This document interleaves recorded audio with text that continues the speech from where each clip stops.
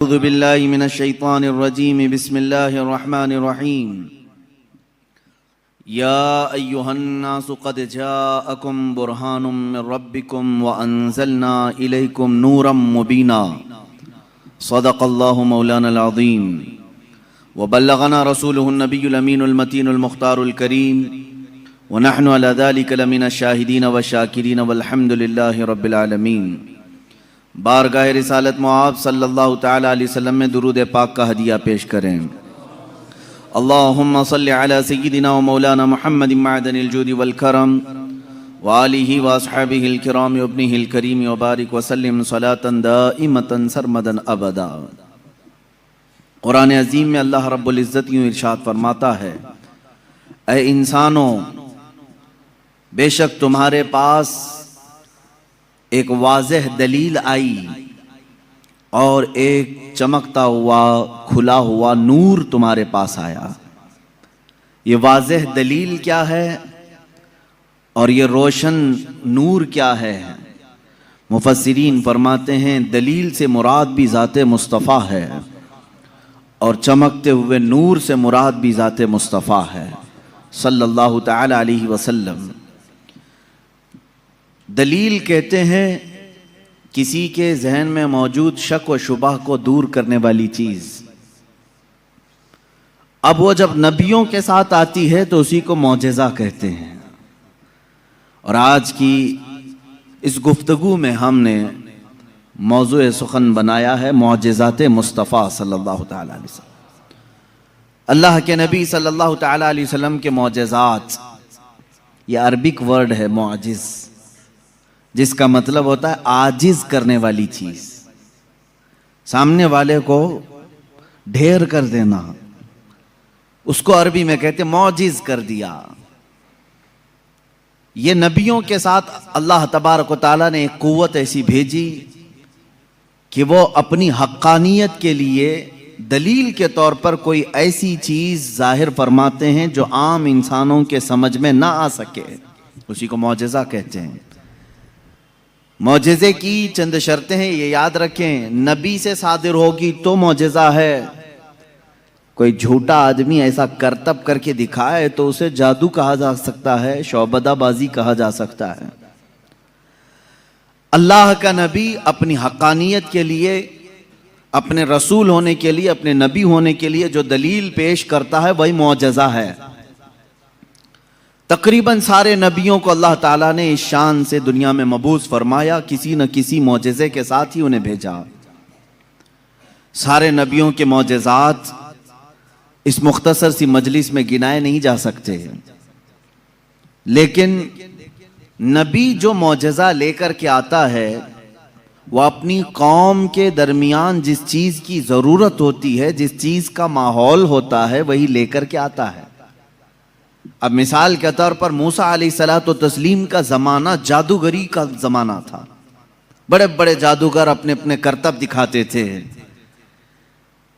जिसको नजरबंदी कह सकते हैं आम आप, या उसको आप मैजिक समझ लें। आज भी मैजिशियन है, वो सिर्फ नजरों का धोखा होता है। मैजिशियन को खुद मालूम होता है कि मैं कोई चीज बदल नहीं सकता। कुछ लोग तो नजर चुरा करके इतनी तेज काम करने के माहिर होते हैं कि वो चीज को बदलते भी नहीं। आस्तीनों में कबूतर रख करके खींच करके दिखा देना, या फिर पानी के गिलास में से फूल फेंक देना, ये नजरों का धोखा है, जिसको शौबदाबाजी कहते हैं। बाज़ाब्ता उसकी आज क्लासें भी चलती हैं, लोग सीखते भी हैं। ज़माने मूसा अलैहिस्सलातु तस्लीम में जो करतब दिखाए जा रहे थे वो तो जादू का कमाल था। ये वो जमाना था जब लोग जादू करते थे और बहुत सारी चीजों को बदल करके दिखा देते थे। इसीलिए फिरौन ने मूसा अलैहिस्सलाम के मुकाबले के लिए जादूगरों को ही बुलाया था, इसका मुकाबला करो। और जादूगरों ने मूसा अलैहिस्सलाम के सामने जो चीज पेश की वो छोटी छोटी रस्सियों को जमीन पर फेंक कर सांप बना करके दिखाया। सब सांप बन करके जमीनों पर दौड़ रहे थे। अल्लाह ताला ने मूसा अलैहिस्सलाम को उस जमाने का जो मौजज़ा अता किया था वो आपका असा है। जब वो ज़मीन पर डालते तो अजदहा सांप बन जाता था, फिर अगर उसे पकड़ लेते तो फिर लकड़ी हो जाता। मूसा अलैहिस्सलातु तस्लीम ने जादूगरों के मुकाबिल में अपने आसा को ज़मीन पर फेंका, वो बड़ा सांप और अजदहा बन करके सारे जादूगरों के सांपों को एक ही सांस में निगल गया।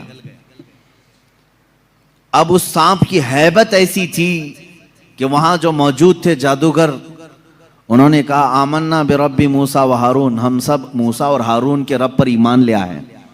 दूसरा जादू तो अब उन्हें दिखाना भी नहीं था, सीधे वो ईमान की बात कर गए। तो नबी जो है अपने मौजिज़े से सामने वालों का आजिज कर देता है। इसमें वाकई में आपने समझा कुछ? अगर ये आम लोगों के पास दिखाया जाता तो जाहिर सी बात है हम समझ लेते कि हाँ, आम आदमियों को इस तरह करके दिखाएंगे तो उनके जहनों पर हुकूमत तारी हो जाएगी। लेकिन मूसा अलैहिस्सलाम ने उन लोगों को आजिज किया था जो ऑलरेडी जादूगर थे, वो जानते थे चीज़ों को बदलना, तो वो आजिज कैसे हो गए? एक बार जिंदगी में मूसा अलैहिस्सलाम की लकड़ी को सांप बनते हुए देखकर वो अपनी पुरानी सारी चीजें छोड़कर ईमान लाने पर कैसे तैयार हो गए? उनको चाहिए था कि एक और दूसरा जादू ट्राई करते। मेरे अजीजों, मालूम यहां ये होता है कि जादू जो है वो नजरों का धोखा होता है। जो जादूगर रस्सियों को सांप बनाए थे उन्हें मालूम था कि ये हकीकत में रस्सी है, उस जादूगर को वो रस्सी ही दिखती थी, अवाम को सांप नजर आता था। जादूगर को वो चीज हकीकत में वही दिखती है जो होती है, लेकिन लोगों को बदल करके दिखती है। जादूगरों को ये मालूम होता है। लेकिन मूसा अलैहिस्सलाम ने जो लकड़ी जमीन पर डाली थी, वो जादूगरों की नजर में भी लकड़ी नहीं दिख रही थी, वो हकीकत में सांप बनी हुई थी। ये मौजिज़े और जादू में फर्क है। जादू जो है नजरों का धोखा हो सकता है और मौजिज़ा हकीकत को तब्दील कर देता है, हकीकत को बदल दिया जाता है। ईसा अलैहिस्सलाम को अल्लाह रब्बुल इज्जत ने जो मौजिज़ा अता फरमाया, मुर्दों को जिंदा करना। आप मिट्टी के परिंद बनाते थे, परिंदे, उसमें फूंक मारते थे तो वो उड़ने लग जाते थे। मादरजाद अंधे, पैदाइशी जो अंधे या कोढ़ की बीमारी या सफेद दाग वाले हों, उनके जिस्म पर आप हाथ रख देते वो शिफायाब हो जाते, वो सही हो जाते थे। और ये बात इधर उधर की किताबों से नहीं, अल्लाह की किताब से है। अल्लाह रब्बुल इज्जत ने कुरान पाक में खुद इरशाद फरमाया, ईसा अलैहिस्सलाम का कौल है, व उबरिउल अकमह वल अबरस व उहयिल मौता बिइज़्निल्लाह, मैं अंधों को सही कर देता हूँ, कोड़ियों को सही कर देता हूँ और मुर्दों को जिंदा कर देता हूँ अल्लाह के हुक्म से। ईसा अलैहिस्सलाम, अगर ईसा अलैहिस्सलाम से ये सारे काम सादिर हों तो यहाँ कोई शिर्क का फतवा नहीं लगा था कि गैरुल्लाह से ऐसे काम नहीं हो सकते। नबी भी तो गैरुल्लाह हैं। यही बात अगर हम सुल्तान बगदाद के बारे में कहें तो ये कहते हैं ये कहानियां हैं इनकी। मेरे अजीजों, क्या रसूल पाक सल्लल्लाहु अलैहि वसल्लम ने नहीं फरमाया मेरी उम्मत के औलिया बनी इसराइल के अंबिया की तरह हैं? बनी इसराइल के अंबिया जिस तरह से मौजज़ात दिखाते थे, उम्मत मुस्तफ़ा के औलिया अपनी करामात दिखाते हैं। करामत हक है। ईसा अलैहिस्सलातु तस्लीम का ये मौजज़ा था। दीगर अंबिया इकराम अलैहिमुस्सलाम को बहुत सारे मौजज़े दिए, जैसे हज़रत दाऊद अलैहिस्सलाम, उनके हाथ में लोहा आता तो नरम हो जाता था। वो लोहे को अपने हाथ से जैसी शक्ल चाहते थे बना देते थे। लोहे का लिबास बनाते, लोहे की टोपियां बनाते, लोहे की चीज़ें बनाते, लेकिन लोहे को उन्हें आग में तपाने की ज़रूरत नहीं पेश आती। वो अपने हाथ में जैसे हम आटे को बना सकते हैं इस तरह से वो लोहे को बना सकते थे।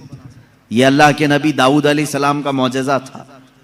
हज़रत सुलेमान अलैहिस्सलाम का मौजज़ा ये कि आपको सारे परिंदों की बोलियां सिखाई गई थी, जिन्नात की और सारे तकरीबन मखलूक़ात की बोलियां आपको सिखा दी गई थी।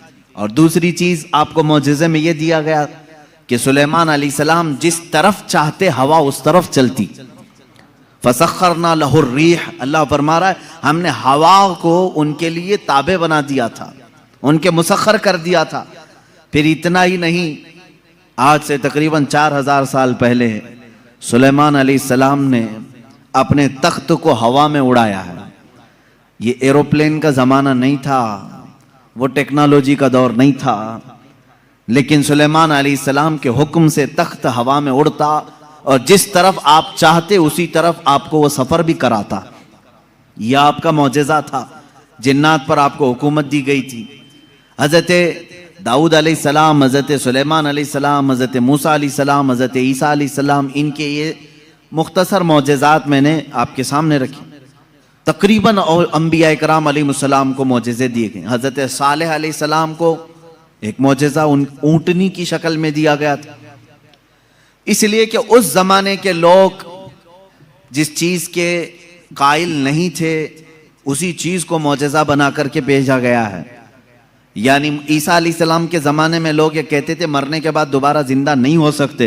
ईसा अलैहिस्सलाम को वही मौजज़ा देकर भेजा अल्लाह ने, मुर्दों को ज़िंदा तुम करके दिखाओ। जब नबी करके दिखा सकते हैं तो अल्लाह दोबारा कैसे नहीं ज़िंदा करेगा। सालेह अलैहिस्सलाम के ज़माने में लोग इस बात के इनकारी थे कि बग़ैर बाप के कोई बेटा हो नहीं सकता, बग़ैर बाप के कोई बेटा पैदा नहीं हो सकता। आदम अलैहिस्सलाम कैसे आ गए दुनिया में, ऐसा कैसे हो सकता है। सालेह अलैहिस्सलाम को अल्लाह ताला ने हुक्म फरमाया, तुम अपनी कौम को ले जाओ एक पहाड़ के पत्थर पर, पत्थर से कहो कि इसमें से ऊंट पैदा करके दें। हज़रत सालेह अलैहिस्सलाम ने उस पत्थर के पास खड़े होकर फरमाया तो पत्थर से एक ऊंटनी का बच्चा नमूदार हुआ। उस ऊंटनी का ना बाप है ना माँ है और अपनी बिरादरी से, अपनी नस्ल से भी नहीं, बल्कि पत्थर एक जामिद चीज से ऊंट पैदा हुआ। उस ऊंटनी का जिक्र भी कुरान पाक में है। ये मौजज़े के तौर पर दिया गया था सालेह अलैहिस्सलातु तस्लीम को। अजीज़ान गिराम वक़ार, उन अंबिया इकराम को उनके ज़मानों की जो ज़रूरियात थी, जो तकाज़े थे, वो मौजज़े दिए गए। और सैयदुल अंबिया मुहम्मदुर रसूलुल्लाह सल्लल्लाहु तआला अलैहि वसल्लम को उन तमाम अंबिया के जो मौजज़ात थे वो तन्हा हुजूर को अता किए गए। हुस्न यूसुफ दमे ईसा यदे बैज़ादारी, आंचे खूबा हमा दारंद तू तन्हा दारी। ए रसूल पाक, यूसुफ का हुस्न भी आपके पास है, ईसा का दम भी आपके पास है और मूसा का यदे बैज़ा भी आपके पास है। वो तमाम खूबियां जो रखते थे अंबिया, या रसूल अल्लाह, तन्हा आपकी ज़ात में अल्लाह ने वो जमा किया। इमाम इश्क़ व मोहब्बत ने फरमाया, ज़ात हुई इंतखाब वस्फ हुए लाजवाब, ज़ात हुई इंतखाब वस्फ हुए लाजवाब, नाम हुआ मुस्तफ़ा तुम पे करोड़ों दुरूद। एक ज़ात है, हज़ारों वस्फ इसमें जमा किए अल्लाह ने, हज़ारों वस्फ जमा किए। अब मौजज़ात मैं शुरू करता हूँ, इसलिए कि हमारा वक्त बहुत तेज़ी से चलता है और वक्त की सुइयां हमें काटते हुए चली जाती हैं। अल्लाह हमारे वक्त में बरकत अता फरमाए। इस बात को मैं महसूस करता हूँ कि जब मीलाद मुस्तफ़ा हो, रसूल करीम सल्लल्लाहु तआला अलैहि वसल्लम के तज़किरे हों, आपको भी एहसास होता होगा, आपको भी एहसास होता होगा, मुझे खुद एहसास होता है। 1.5 घंटा 2 घंटा या जिस कदर भी यहाँ बैठे हैं, कब वक्त गुजर गया पता ही नहीं चला। महफिल ख़त्म होती है तो हम घड़ियां देखते हैं, क्या हम इतनी देर तक बैठे रहे। पहलू में दर्द भी नहीं हुआ, पीठ में, कमर में कोई कसक भी नहीं आई, इसमें इतना लगाव कैसे रहा। अजीज़ा ने गिराम वक़ार, इससे बाज़ उलमा ने यह मसला अख़ज़ किया कि जब मोहब्बत करने वाला मुहिब अपने महबूब के तज़किरे में रहता है तो उसे वक्त का अंदाज़ा नहीं होता। इसीलिए लोगों ने कहा क़यामत का दिन अगरचे 50,000 साल का हो, अगरचे 50,000 साल का हो, लेकिन जो लिवाउल हम्द के नीचे आ गया वो मेरे मुस्तफ़ा की शान बयान कर रहा होगा। यहां तक कि क़यामत का ये 50,000 साल का जो एक दिन है, रिवायात में बताया गया है, आशिकाने मुस्तफ़ा को ऐसा लगेगा जैसे बिजली चमकी और खत्म हो गई। लोग कहते हैं क़यामत आई भी और चली भी गई। वो लंबा दिन उनके लिए भारी होगा जो गुस्ताखी रसूल में अपने पेट मरोड़ते रहते हैं, उनके लिए भारी होगा जिनके सीने रसूलुल्लाह की मोहब्बत से मुनव्वर नहीं है। अजीज़ा ने गिराम वक़ार, यही बात तो कब्र में भी है। यही बात, बाज लोगों को दफन किया जाता है, तज़किरा सुने और जी लगा करके सुने। मेरे आका की महफिल में बैठे तो सुस्ती और काहिली नहीं, बल्कि इसके आदाब हैं। आप वजू से बैठें, हमतन गोश होकर बैठें। हल्की सी भी सुस्ती आए तो अपने आप को कोसें कि नहीं, मैं मुस्तफ़ा करीम की मीलाद में बैठा हूँ, मेरे आका के तज़किरे में बैठा हूँ। बाज लोगों को दफन किया जाता है, कब्र की जिंदगी मालूम है कितनी सख्त होती है? कहा गया वहां का 1 मिनट 1 साल के बराबर हो सकता है। मुर्दे पर वक्त ही नहीं गुजरता, वक्त ही नहीं जाता, वो रोज इंतजार करता है, रोज इंतजार करता है। लेकिन बाज मैयतें वो हैं जिन पर वक्त बहुत तेजी से गुजर जाता है, यहां तक कि कयामत का सूर फूंका जाता है, कब्रें खोली जाती हैं, लोगों को उठाया जाता है, तो बाज मुर्दे ये कह करके उठते हैं, बारे इलाहा इतनी जल्दी कयामत आ गई, कल ही तो मेरे घर वालों ने दफन किया था, आज मैं मैदान महशर में जमा हो गया। जबकि वो 500 साल सो चुके होंगे, 1000 साल सो चुके होंगे। फर्क क्यों? बाज मुर्दों पर वक्त नहीं बीतता, बाज लोगों पर वक्त तेजी से चला जाता है। वजह यह है कि जिसकी कब्र में जलवे मुस्तफा नजर आ जाए, मेरे आका सल्लल्लाहु तआला अलैहि वसल्लम उसकी कब्र में आ जाएं और वो जलवे जहां आरा को देखने में मसरूफ हो, तो कयामत का सूर फूंक दिया जाएगा, वो उन्हीं जलवों में मस्त हो चुका होगा और उसे वक्त का एहसास नहीं होगा। ऐ अल्लाह हमें उस जमात में शामिल फरमा। अब हम मौजज़ाते मुस्तफ़ा सल्लल्लाहु तआला अलैहि वसल्लम की तरफ चलते हैं। अल्लाह के नबी सल्लल्लाहु तआला अलैहि वसल्लम को मेरे मौला ने जो मौजज़े दिए थे वह अलग अलग हैं, हिस्सी मौजज़े, मानवी मौजज़े। आप सल्लल्लाहु तआला अलैहि वसल्लम का सबसे बड़ा मौजज़ा क्या है, मैं उसको आखिर में अर्ज करता हूं, लेकिन एक बात याद रखें, हुजूर की पूरी जिंदगी मौजज़ा है, सब पूरी जिंदगी मौजज़ा है। आपके जो बयानात हैं वो हदीसें वो मौजज़ा हैं। हुजूर पाक सल्लल्लाहु तआला अलैहि वसल्लम का चलना फिरना उठना बैठना सब मौजज़े की शक्ल में है, इसलिए कि इस तरह की चीजें आम आदमी कर नहीं सकता। जो ये दावा करे कि मैं हुजूर के बराबर हो सकता हूं, मुआज़ल्लाह रब्बिल आलमीन, उसको आज हमारा बयान जरूर सुनना होगा। मौजज़ाते मुस्तफ़ा सल्लल्लाहु तआला, एक एक चीज हुजूर सल्लल्लाहु तआला अलैहि वसल्लम की जिंदगी पूरी कायनात को आज भी चैलेंज कर रही है, आजिज करके रखी है। तू कौन सी खेती से निकलकर बराबरी का दावा करता है? हुजूर अकरम सल्लल्लाहु तआला अलैहि वसल्लम की जात सुतूदा सिफात, अल्लाह के नबी सल्लल्लाहु तआला अलैहि वसल्लम के बचपन की बात लेते हैं, आज पैदा हुए, मीलाद मुक़द्दस है और जमाने रसूल सल्लल्लाहु तआला अलैहि वसल्लम में यानी विलादत के ज़माने में मक्का का माहौल था कि बच्चे परवरिश के लिए दायाओं के पास दे दिए जाते थे। वजह यह थी कि बच्चा शहर की गहमा गहमी से दूर रहे, उसकी जुबान महफूज रहे।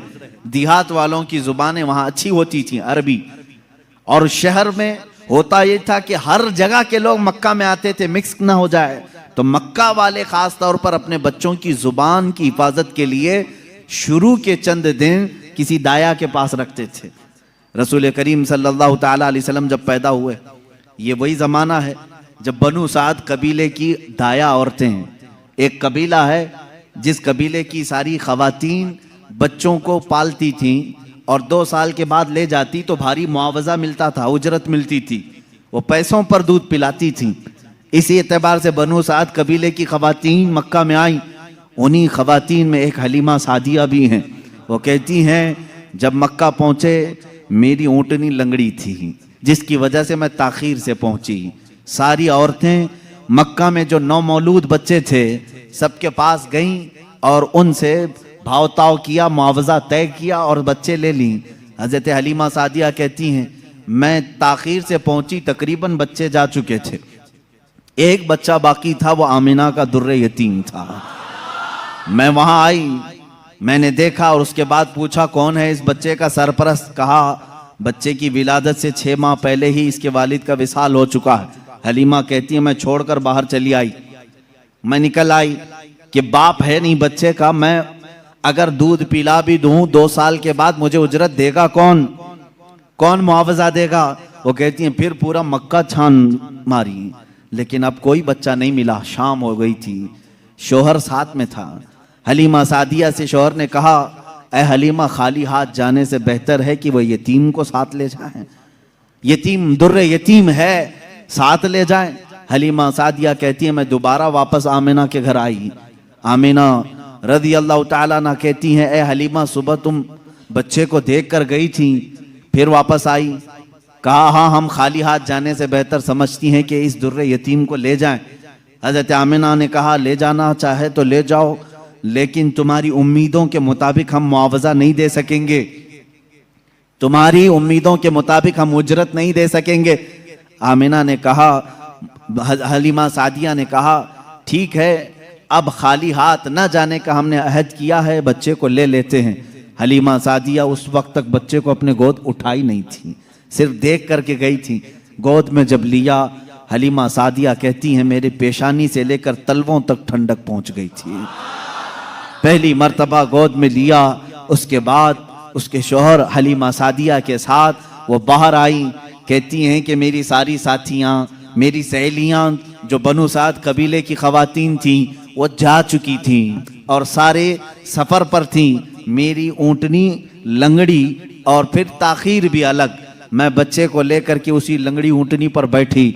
अल्लाह अकबर, ये पहला मौजज़ा मेरे आका का है। ऊँटनी जो लंगड़ी थी बिल्कुल सेहत याब हुई और इतनी तेज़ दौड़ने लगी, इतनी तेज़। हलीमा सादिया कहती हैं बनु साद कबीले में सबसे पहले मैं हाजिर हुई। मेरा बच्चा जिसको मैं लेकर आई थी, अब्दुल्लाह का दुर्रे यतीम, सबसे पहले बनु साद में हाजिर हुई। और काफ़ी देर के बाद दूसरी सहेलियां हमारी बच्चों को ले आई। उन्होंने आते ही हमसे पूछा, हलीमा तेरी ऊँटनी तो लंगड़ी थी, तेरी ऊँटनी कमज़ोर और लागर थी, तू पीछे रह गई थी, इतनी तेज कैसे आ गई? हलीमा सादिया कहती हैं, हाँ ऊँटनी मेरी लंगड़ी थी लेकिन सवार बहुत ही आला था। जैसे ही ये बच्चा इस ऊँटनी पर सवार हुआ, न जाने इसमें ताकत कहाँ से आई, सबसे पहले मैं हाजिर हुई। सारी औरतों ने महसूस किया ये एक मौजज़ा नहीं। बनु साद जो कबीला है वो आज भी है ताइफ के करीब, आज भी वो कबीला है हलीमा सादिया का कबीला जिसको बनु साद कहते हैं। उस कबीले वालों का बयान है कि ये रात ऐसी थी, पूरे बनु साद कबीले की बकरियों के दूध से थन भर चुके थे। सारे कबीले वालों की बकरियों के थन दूध से भर चुके थे। हलीमा सादिया कहती हैं जब मैं बच्चे को घर में ले आई तो अजीब सी राहतें और बरकतें और हवाएं चलने लगी। लोगों ने महसूस किया आज तक बनु साद कबीले में ऐसी खुशगवार हवाएं आई नहीं थी, लेकिन लोगों ने बाद में ये महसूस किया ये हलीमा सादिया के घर जो बच्चा आया है उसी की बरकतें हैं। एक के बाद दीगरे लोगों ने मौजज़े देखे भी। हलीमा सादिया की जो बेटी हैं शैमा, जो हुजूर सल्लल्लाहु अलैहि वसल्लम की दूध शरीक बहन है, हुजूर की दूध शरीक बहन है, वो कहती हैं मैं मोहम्मद सल्लल्लाहु ताला अलैहि वसल्लम को गोद में लेकर रात में बैठती थी। 1 साल के नहीं थे, 9 माह के थे जब मैं गोद में लेकर बैठती थी। तारीक रातें हों या उजाली रातें हों, खुले आसमान के नीचे मैं आकर बैठती। मोहम्मद अरबी सल्लल्लाहु अलैहि वसल्लम की परवरिश में हलीमा का घराना लगा है। कहती हैं हम मालदार नहीं थे, खेल खिलौने वाली चीजें हमारे घर नहीं होती थी, लेकिन शैमा कहती हैं जब मोहम्मद मेरी गोद में होते, रात को 14वीं का चांद चमक रहा होता और मोहम्मद सल्लल्लाहु अलैहि वसल्लम गोद से उंगली को यूं उठाते, चांद इधर चला जाता, कभी चांद इधर जाता, गोद में उंगली जिस तरफ करते वो चांद उधर ही झुक जाता था। आला हजरत इमाम इश्क व मोहब्बत फाजिल बरेलवी रदी अल्लाह ताला अन्हु यूं फरमाते हैं चांद झुक जाता उधर, उंगली उठाते महद में, क्या ही चलता था इशारों पर खिलौना नूर का, क्या ही चलता था इशारों पर खिलौना नूर का। सुबह तैबा में हुई बटता है बाड़ा नूर का, सदका लेने नूर का आया है तारा नूर का। अजीजा ने गिरामी, खिलौना बना है कौन? जिससे पूरी दुनिया आज तक खेल ना सकी, वो मोहम्मद अरबी सल्लल्लाहु अलैहि वसल्लम का खिलौना बना है। ये मेरे आका सल्लल्लाहु अलैहि वसल्लम के मौजज़ात, गोद के मौजज़ात हैं, गोद के मौजज़ात हैं।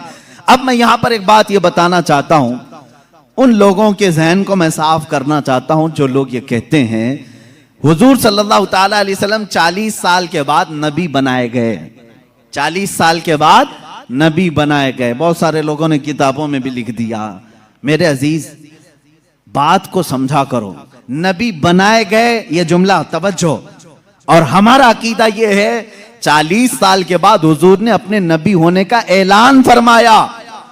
नबी बनाए गए अलग चीज है, वो नबी कब बनाए गए थे ये खुद रसूल पाक से पूछो, आप कब नबी बनाए गए थे?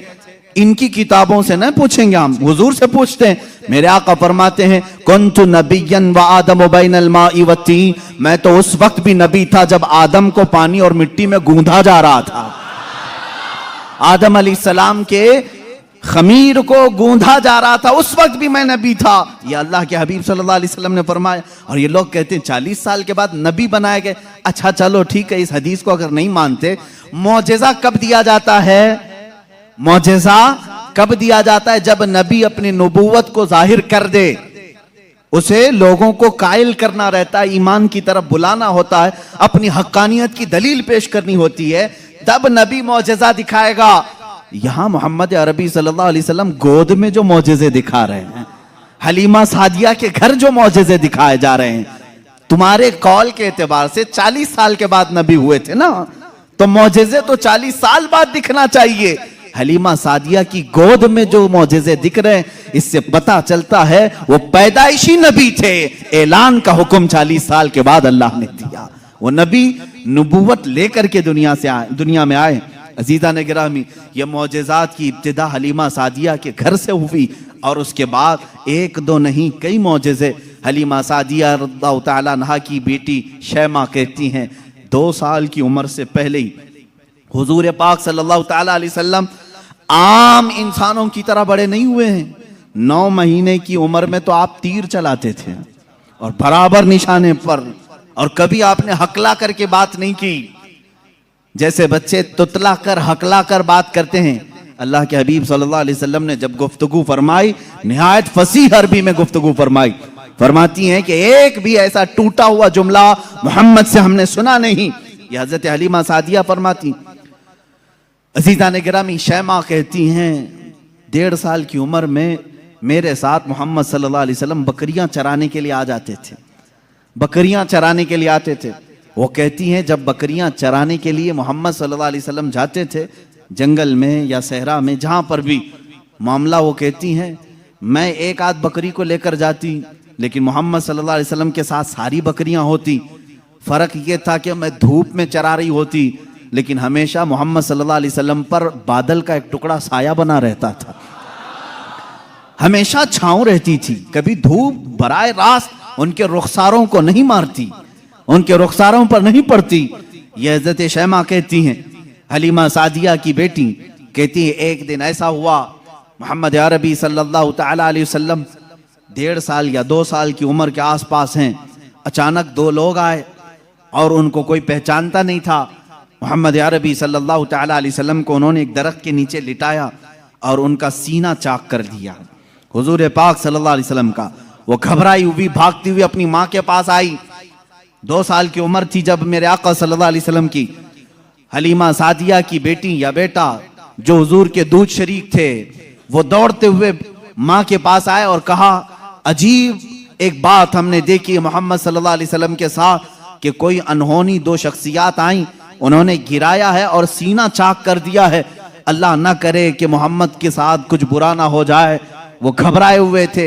हजरत हलीमा कहती है, मैं दौड़ती हुई उस मकाम पर पहुंची, जाकर के देखा दरख्त के साए में वो आराम कर रहे थे, कोई लोग नहीं थे, कोई शख्सियात नहीं थी। हलीमा सादिया ने देखा वाकई सीने के ऊपर कुछ निशानात नजर आ रहे थे।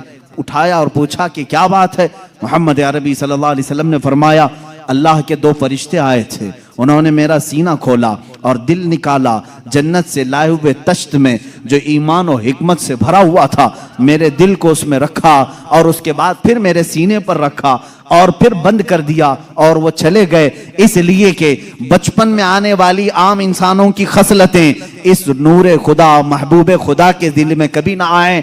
उन्होंने सारे वसवसों को मेरे पाक कर दिया। ये 2 साल की उम्र में शक्के सदर का मौजज़ा इसको कहते हैं। क्या कहते हैं? शक्के सदर, सीना फट जाने वाला। ये जो मौजज़ा है हुजूर पाक सल्लल्लाहु अलैहि वसल्लम की जिंदगी पाक में 4 मरतबा इस तरह से हुआ। सीना शक हुआ, फरिश्तों ने आपका दिल मुबारक निकाला जन्नती पानी से और जन्नत की नूर और हिकमत से भर दिया। मेरे अजीजों, फिर मैं सवाल करता हूं, तुम तो कहते हो 40 साल बाद नबी हुए, फिर ये मौजज़ा 2 साल की उम्र में कैसे पेश आया? मौजज़ा नबूवत के बाद मिलना चाहिए। नबी होने वाला अपनी नबूवत की दलील के लिए लोगों के सामने मौजज़ा पेश करता है। ये तो मैंने बचपन के वो हालात बताए। मेरे आका सल्लल्लाहु तआला अलैहि वसल्लम के इन हालात को देखकर हलीमा सादिया घबरा गई और फिर वापस वो मक्का लेकर के आई। अल्लाह के हबीब सल्लल्लाहु ताला अलैहि वसल्लम हज़रत आमिना के घर रहे। यहाँ के जो आपकी जिंदगी पाक के अय्याम हैं वो फिर अगले किसी मौजू पर मैं अर्ज करूंगा। आज मौजज़ात मुस्तफ़ा हमारा मौजू सुखन है। अल्लाह के नबी सल्लल्लाहु ताला अलैहि वसल्लम के कमाल